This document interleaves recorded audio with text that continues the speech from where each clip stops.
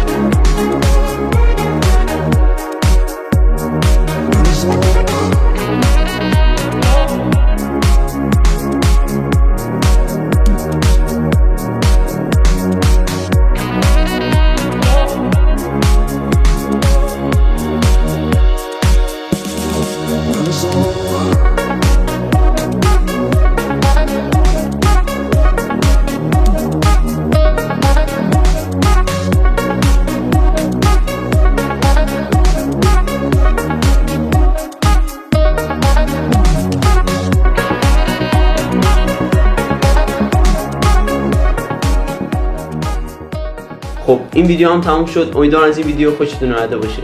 اگه این ویدیو رو دوست داشتید لطفاً لایک کنید، در مورد ویدیو نظر بدید و کانال یوتیوب منو سابسکرایب بکنید. تا ویدیو بعد، خداحافظ.